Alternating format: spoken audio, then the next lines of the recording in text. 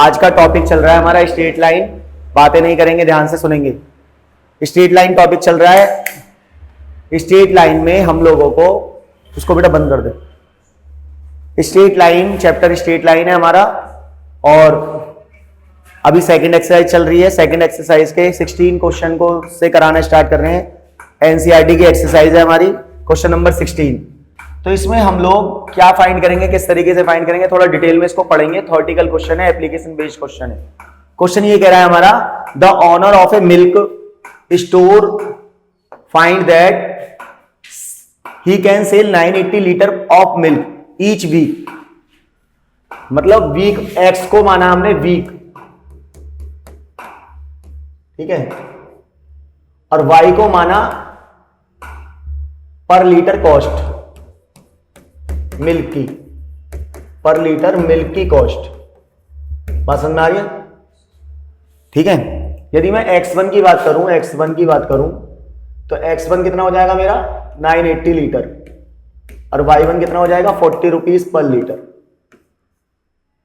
40 rupees per litre हमारी cost है। ये 40 रुपीज पर लीटर की हमारी कॉस्ट है। अब हम x2 की बात करें, x2 की बात हो जाएगी 1220 लीटर, ये भी लीटर, और y2 हो जाएगा हमारा 16 रुपीज पर लीटर की हमारी कॉस्ट हो जाएगी। अब यही कह रहा है, assume a linear relationship between selling price and demand, how many litre could he sell weekly at ₹70 per litre.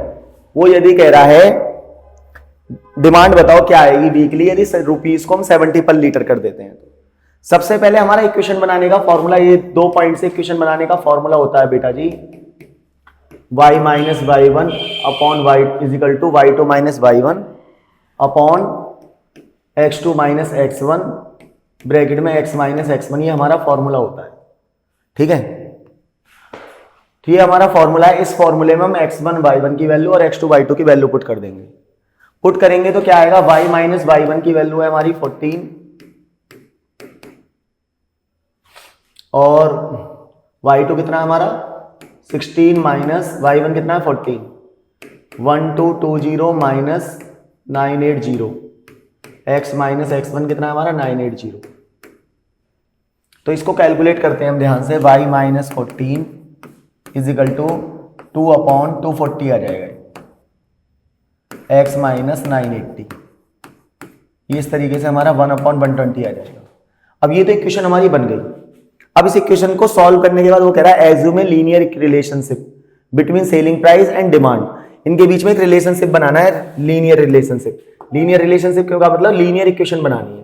तो लीनियर इक्वेशन कैसे बनाएंगे, क्रॉस मल्टीप्लाई कर देते हैं। 120 की मल्टीप्लाई कर देंगे y माइनस 14 में, और x माइनस 980 ऐसे ही रहेगा। तो ये हो जाएगा 120y minus 120 into 14 x minus 980, ठीक है। तो हमारे पास जो इक्वेशन बनेगी बेटा जी, वो क्या बनेगी,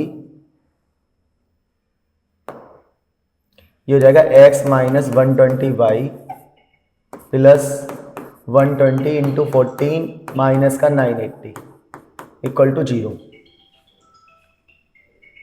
ये बन जाएगी इक्वेशन।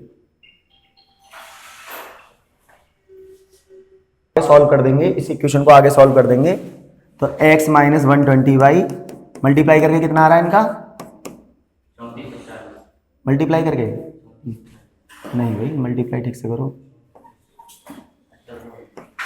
1680 आ रहा है माइनस 980। अब इसकी इक्वेशन क्या बनी टोटल बताओ, क्या दिया हुआ बताओ, माइनस करके कितना आ रहा है 700, x minus 120y plus 700 equal to 0। ये इक्वेशन बन रही है। ये तो हमारा लीनियर रिलेशन बन गया। क्या बन गया, लीनियर रिलेशन। क्वेश्चन में आगे और भी कुछ कह रहा था, पढ़िए ध्यान से। क्वेश्चन में क्या कह रहा था वो कह रहा है 17 पर लीटर, यानी कि y की वैल्यू यदि 17 रख दे तो x की डिमांड क्या आएगी, मतलब वीकली डिमांड क्या आएगी। यदि y 17 रख दे तो y को 17 कर दें, पुट कर दें y equal to 17 rupees per litre, तो x बताना है डिमांड क्या आएगी। x minus 120 into 17 plus 700 equal to 0। बताओ इनकी मल्टीप्लाई करके क्या आ रहा है, कितना आ रहा है? 2040 प्लस 700। अब माइनस करके कितना आ रहा है बेटा जी? माइनस करके बताओ x की वैल्यू क्या आ रहा है माइनस करके? 1340 इक्वल टू 0। तो x कितना आएगा हमारा? 1340 हमारा आ जाएगा x। बात क्लियर हो गया? इस तरीके से x फाइंड करेंगे। क्लियर हो गया? डिमांड कितनी आएगी? 1340 लीटर पर वीक, मतलब वीक में 1340 लीटर की डिमांड पड़ेगी यदि कॉस्ट को 17 रुपीज पर लीटर बढ़ा देंगे।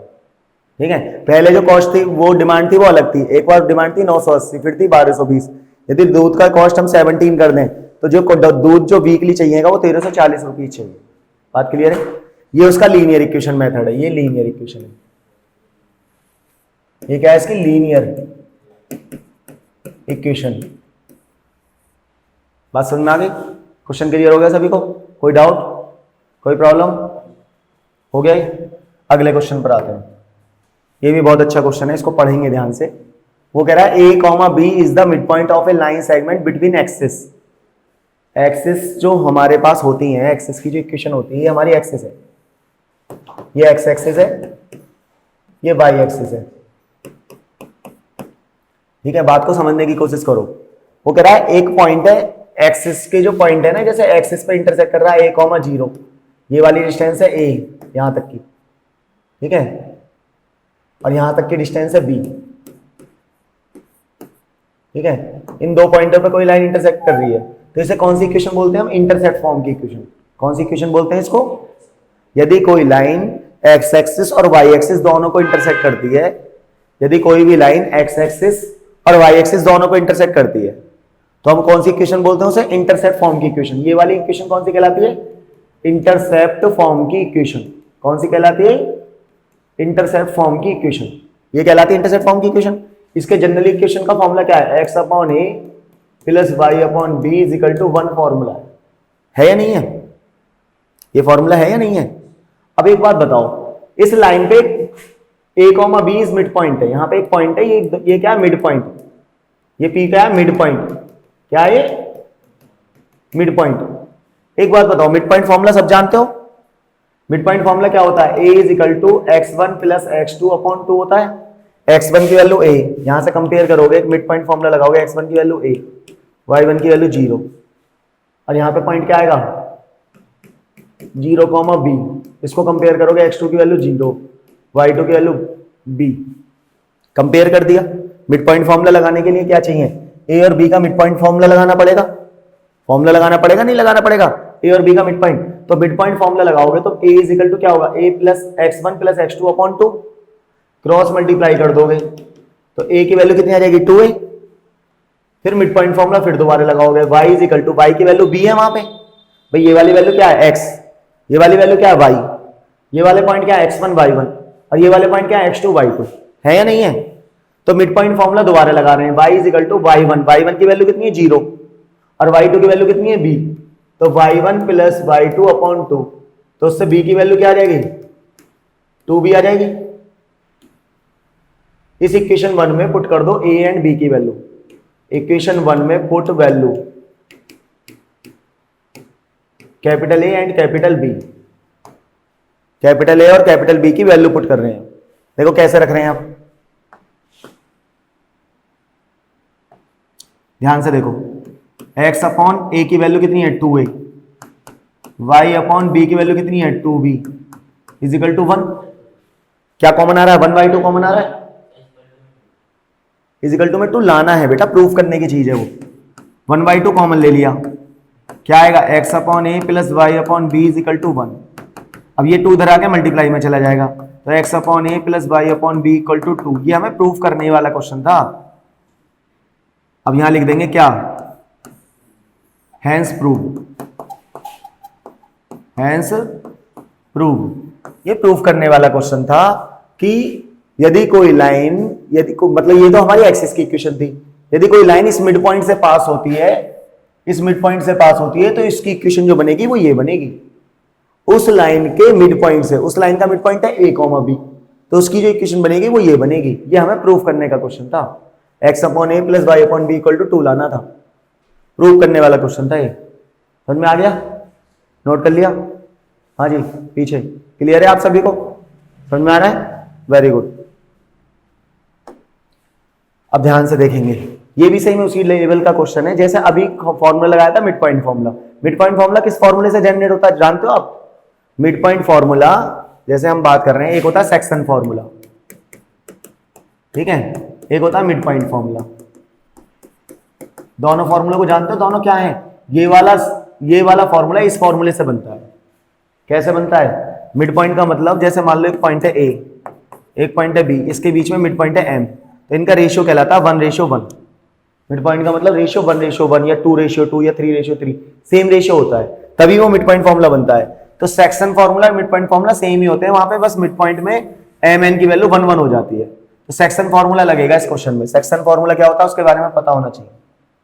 सेक्शन फॉर्मूला होता है mx2 plus nx1 upon m plus n और my2 plus ny1 upon m plus n। Question ये कह रहा है point h, k divides A line segment between the axis in the ratio 1:2, find equation of the line, find equation of the line divides the line segment between the axis. बात समझिए, ये हमारी axis है, ये हमारी axis है, x axis और Y axis को एक लाइन इंटरसेक्ट कर रही है, एक को लाइन इंटरसेक्ट कर रही है P पॉइंट पर और एक को लाइन इंटरसेक्ट कर रही है Q पॉइंट पे, ठीक है। P और Q के बीच में एक पॉइंट है R, P और Q के बीच में एक पॉइंट है R, और P और Q के बीच में जो पॉइंट R है उसके बीच में रेशियो है 1:2, 1:2 का रेशियो है। पसंद आई नहीं आई? जैसे कह रहे हैं हम कि हमारे पास एक लाइन है PQ, उसके बीच में पॉइंट है R और इनके बीच में रेशियो है 1:2। P के पॉइंट क्या होते हैं भाई इंटरसेप्ट के केस में? यहां से यहां पे होता है 0:0।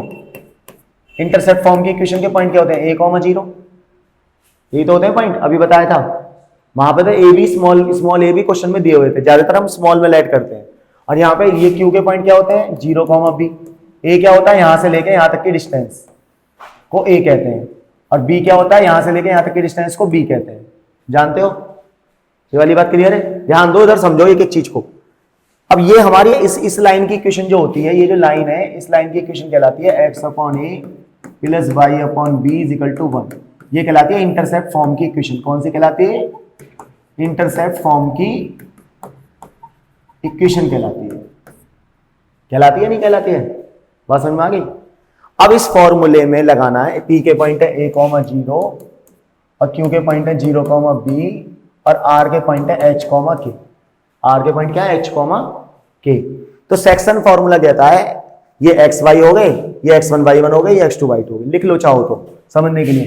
x1 की वैल्यू a, y1 की वैल्यू 0, x की वैल्यू h, y की वैल्यू k, x2 की वैल्यू 0, y2 की वैल्यू b।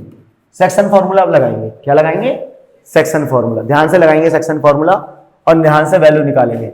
फॉर्मूला होता है x equal to mx2 plus nx1 upon m plus n। Formula है, m की वैल्यू 1 है, n की वैल्यू 2 है या नहीं है? x की वैल्यू क्या कंपेयर करने पे h आ रहा है, x कितना आ रहा है? h। m की वैल्यू कितनी है? 1, x2 की वैल्यू कितनी है? 0, n की वैल्यू कितनी है? 2, x1 की वैल्यू कितनी है? a upon 1 plus 2। तो हमारे पास वैल्यू आएगी 2a अपॉन 3। कितनी आएगी? 2a upon 3। तो h की वैल्यू 2a अपॉन 3 आ रही है।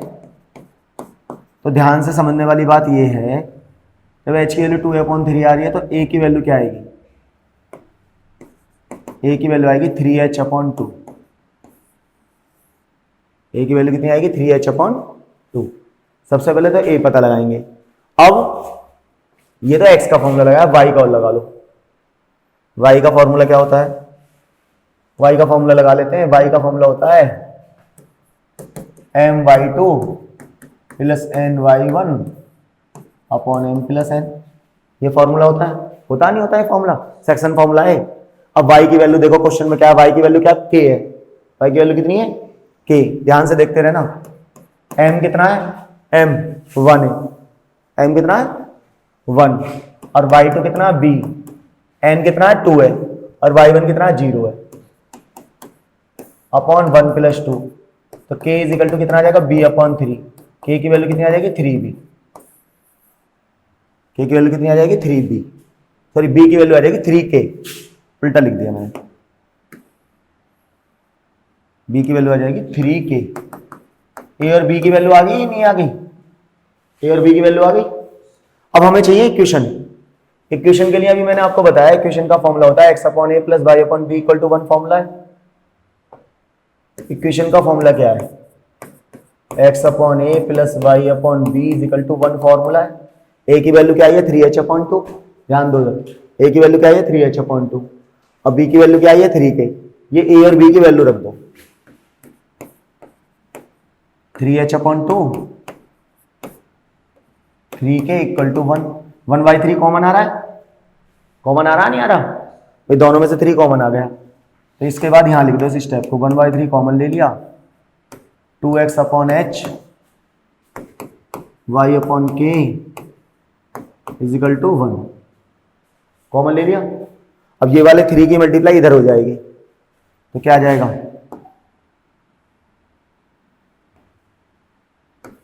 2x upon h plus y upon k is equal to 3, ये इक्वेशन बन के रेडी हो जाएगी, इसको इतना भी छोड़ सकते हैं आराम से। समझ में आया आपको, क्लियर हो गया, कोई प्रॉब्लम यशिका, समझ में आ रहा है, नोट कर रहे हो। इनकी बेटा आपको बहुत ज्यादा प्रैक्टिस करनी पड़ेगी सीखने के लिए, ये क्वेश्चन रियल में वैसे तो इजी हैं, जब आप इनकी प्रैक्टिस करेंगे जब आपको ये इजी लगेंगे, 2-3 बार इनकी प्रैक्टिस की आपको रियल में नीड है। ये वाली एक्सरसाइज सीखने के लिए आपको 2 बार कम से कम 3 बार प्रैक्टिस करनी पड़ेगी। मैं आपको सॉल्यूशन दे दूं, पीडीएफ दे दूं, वो बात अलग है, आप उसको पढ़ लेंगे, देख लेंगे, समझ लेंगे, जब तक आप खुद से बिना देखे प्रैक्टिस नहीं करोगे तब तक आप ये चीजें सीख नहीं पाओगे। मैथ्स में ये वाला जो स्ट्रेट लाइन वाला चैप्टर है और कॉनिक सेक्शन इसके बाद स्टार्ट होगा, तो कॉनिक सेक्शन आप सीखने के लिए पहले स्ट्रेट लाइन को डिटेल में पढ़िए, ध्यान से पढ़िए उसको, ठीक है, नोट कर लिया सभी ने, ध्यान से समझेंगे। 19 क्वेश्चन है हमारा, ये कह रहा है using the concept of equation of a line prove that the 3 points are collinear. कोई भी 3 पॉइंट्स कॉलिनियर कब होते हैं, जैसे हमारे पास एक लाइन है ए बी और C, using the concept of equation of line. Equation of line का कॉन्सेप्ट क्या होता है, मतलब स्लोप। कॉलिनियर का मतलब 3 पॉइंट एक लाइन पे कब लाई करेंगे, जब वो पैरेलल हो, क्या हो, पैरेलल हो। अब A B B C C A B B C C A B का स्लोप निकाल दो, अब बी सी का स्लोप निकाल दो, ठीक है, 2 स्लोप आ जाएंगे। यदि आप प्रूव कर देते हो कि ए बी का स्लोप बी सी के स्लोप के इक्वल है, इसका मतलब ये तीनों पॉइंट्स कॉलिनियर कहलाएंगे। क्या कहलाएंगे, ये तीनों पॉइंट क्या कहलाएंगे, कॉलिनियर। कॉलिनियर क्यों कहलाएंगे, क्योंकि ए बी पैरेलल है बी सी के। अब बी सी के मतलब ए बी और बी सी एक लाइन पे लाई कर रही है। अब एक लाइन पे लाई करने का मतलब ये है कि ए बी का स्लोप और बी सी का स्लोप सेम आना चाहिए।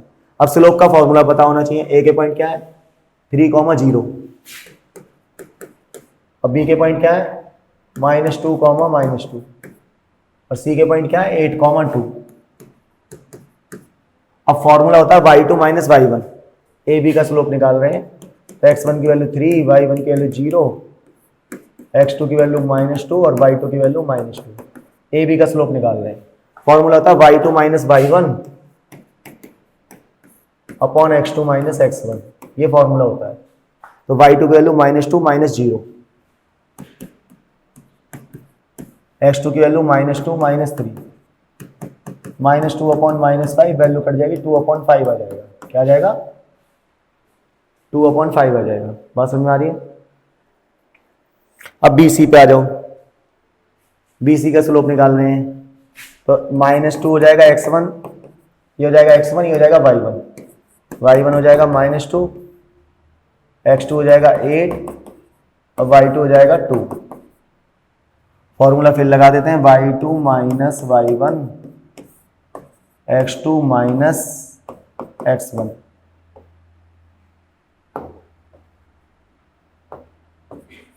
x2 - x1, 2 + 2 अपॉन 8 + 2, 4/10, 2/5 आ जाएगा स्लोप। कितना आ जाएगा स्लोप? 2/5। तो आप दोनों का स्लोप चेक कर रहे हो, तो दोनों का स्लोप 2/5 इक्वल टू 2/5 आ रहा है। तो ए बी किसके पैरेलल है? बी सी के पैरेलल है। इसका मतलब A comma B comma C are collinear. ये लाइन कैसी कहलाएंगी? Collinear line कहलाएंगी। क्या कहलाएंगी ये तीनों लाइन? कॉलीनियर। कॉलीनियर मतलब समझ में आ गया कि कोई भी तीन पॉइंटों को कॉलीनियर प्रूफ करना है तो ए बी का स्लोप और बी सी का स्लोप दोनों को आप इक्वल प्रूफ कर दो। इक्वल प्रूफ करने से स्लोप को वो दोनों पॉइंट्स, तीनों पॉइंट्स क्या कहलाएंगे? कॉलीनियर कहलाएंगे।